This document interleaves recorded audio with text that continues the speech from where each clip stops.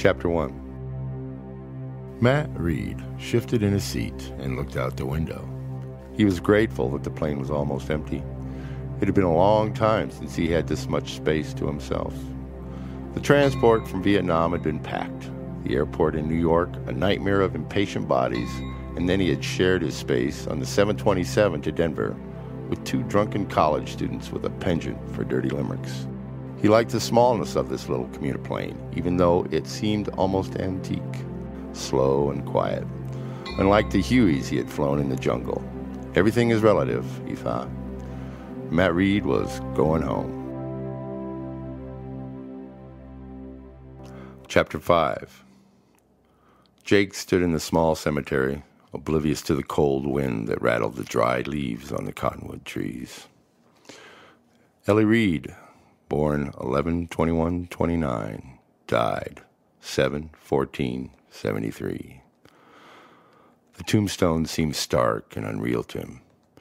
Sure didn't say much about the woman she was, the girl with the laughter just bubbling out of her, who had turned into a woman with pain-filled eyes and a wasted body. I lost the ranch today, Ellie. Somehow he expected an answer. The silence was heavy and disapproving. I know you think I blame you, honey. I did for a while, but I was just trying to pass the buck. I was stupid, stubborn. You always knew that, didn't you? I guess I've always wondered, if you wish you had married Hank after all. You must have sometimes. I never knew how to say the right things to you. I never knew how to tell you that you were prettier than a newborn calf, sweeter than clover in the spring. Sometimes I wanted so bad to hold you close and tell you what you meant to me, but I never did. Not until it was too late. Jake could see her, her figure small, her movements fluid. She had squint lines around her eyes. She could never wear a hat in the sun, and she laughed a lot. Well, she had it first anyway.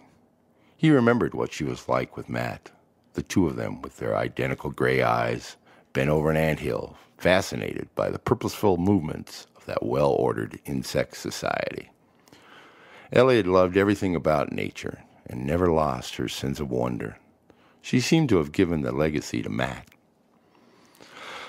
I've robbed our son, Ellie. I took the rockin' R as my right without thinking too much about what Pa went through to give it to me. I robbed you and Matt of my time in order to make it bigger and better because of my sense of worth seemed to be all wrapped up in what the ranch was. I guess it did something to me. It made me think I was above other people or something. Too proud to ask for help. Now our boy is home from that hell over there, and I have nothing to give him. Oh, Ellie. Jake sobbed.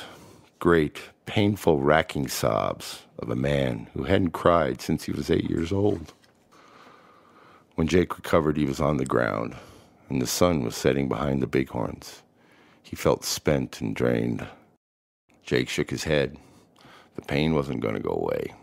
He had betrayed them all. Matt, Ellie, Pa, even Big Jack Reed. There would be no forgiveness, no redemption. Jake struggled to his feet and moved toward the pickup. He felt old and beaten. He opened the glove box. I'll be damned. The light still works, he muttered. I don't think I've ever replaced the bulb. He found an old feed bill, a stub of a pencil. His hand trembled as he wrote, Dear Matt. Oh, hell. As usual, he couldn't form the words that tumbled about in his head. He wadded the paper and threw it on the floor, loathing his cowardice. The bighorns were only dark silhouettes against the twilight sky. As he reached for the .22 Magnum, he noticed his hand was no longer shaking.